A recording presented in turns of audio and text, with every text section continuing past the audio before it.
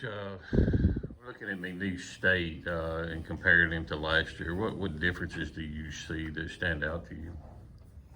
Comparing McNeese to McNeese last year, um, yeah, I didn't really know their team last year.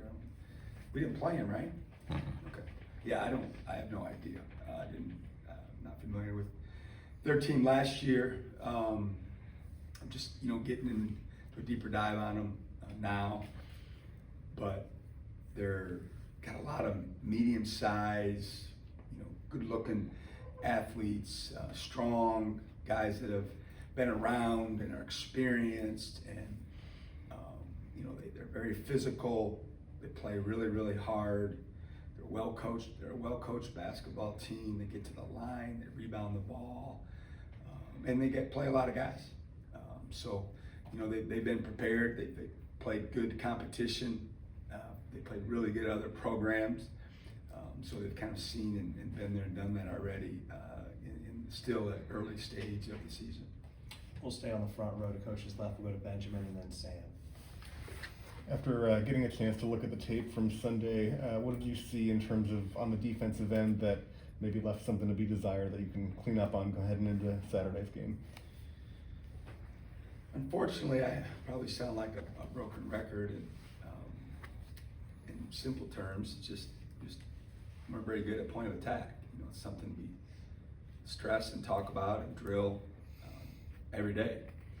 And our breakdowns were just one-on-one with either putting too much pressure on the ball outside the scoring area and getting in an angle type situation, or when we had two guys come together in a ball screen situation, not being on the same page in terms of our coverage, our communication, our foot angles, and we set ourselves up to, fail that way. And then when that breaks down, you got to rely on, your positioning off the ball. And we talk about, strong and weak, in the gaps or in the help, different, not exact words, but in our vocabulary, and we just were off. We weren't in solid positioning off the ball. We either overhelped and gave up a corner three, or we weren't strong enough in our help when the ball got driven from the sides of the floor, and so we were late. And without being able to take charges, if you're late in those situations, the ball handler has an advantage, and he just splits you. The guy's a little bit behind guarding the ball, and then the guy coming over to help, he just knifes through that, and we call that the split. And we gave up just way too many of those. And the other thing is they earned it, but it's like anything, like their confidence grew, when they scored early. We were up 6-2, and then it was 8-7. We were down, and then their confidence grew, and you could see it. And we were a big reason, why they did that. And then, I think I've said this before. A lot of people will say, well, they just made shots. They didn't make as many shots against some other teams, and they did make a couple contested shots. And you tip your cap and you go the other end, but we didn't do as good a job of making them miss, and it's something that we've got to get better at. Yeah, kind of just on that with the defense. Now that you're a month and change into the season, how's the defensive performance been? About what you expected from this group, better or worse, or just kind of about the same? I don't put, we spend a lot of time, or our staff does, just knowing where we're at, what's effective, what's not, from a numbers perspective, analytically. But I don't have in my mind, okay, I want to be a top 20 or top 50, in this area or that area. So I didn't really have expectations for that. But as hard as it was to admit, in the summer and early fall, having conversations with my staff, I tell them, like, listen, we're not going to be as good on paper defensively as we've been the first 2 years. We're not built the same. We're just not. And just after getting to know our players and our personalities and their mindsets and how they work and function, it just didn't look like it was going to be that way. But I said, we're going to be a much better offensive team, on paper than we've had. And fortunately or unfortunately, I've turned out to be correct that way, because our offense is much better in terms of efficiency, in terms of effectiveness.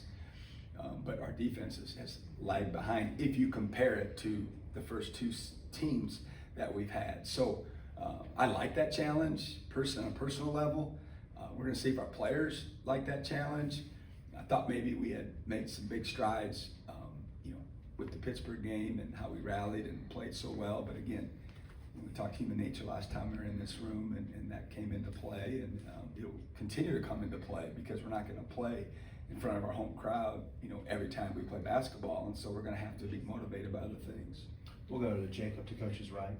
Coach, obviously the game on Saturday is a neutral site game, but you'll have a home crowd advantage. You'll have a home crowd advantage. What's it like kind of playing in those neutral site atmospheres and across Mississippi and Jackson, South Haven? Yeah, it's just a different feel. It's a different feel than playing a true road game. It's a different feel than playing at the hump.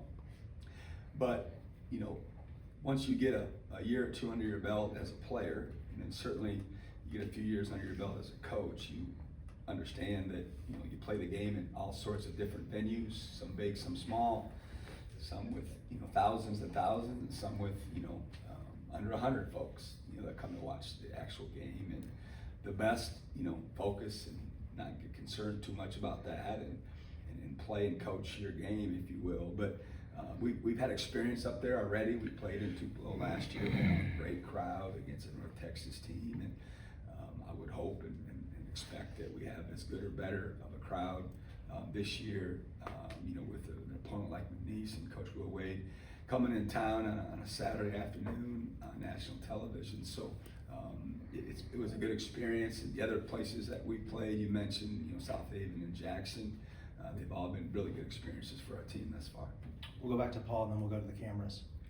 Coach, we've talked a lot about Keyshawn Murphy and his progress this year. And obviously you're around the guys a lot in the summertime now with the new rules of being able to practice them. But was there a moment, I guess, back this summer when you started watching him in practice and you thought in yourself, okay, this is a different guy. This is a different feel than what I've seen. Was there a particular moment, or was it just a steady progression thing?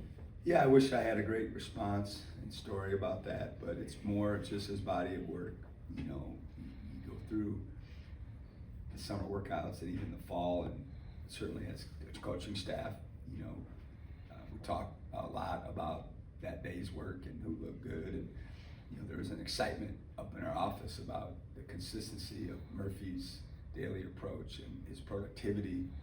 More importantly, we stat everything, and we share that with our players. We post it. They know, what they're shooting, what they're not, how they're rebounding it percentage-wise, turnovers, assists, all the things that we all look at during the games. And so he just was a leader amongst our team, all summer long, and everybody could sense it. Everybody could see it. The players, they all knew, man, he's going to have a breakout year, and he's going to get, if he can get practice on the floor. And I know you didn't ask me about it, but he didn't have as good a game, against Prairie View, but he kind of had some bad luck, to be honest with you.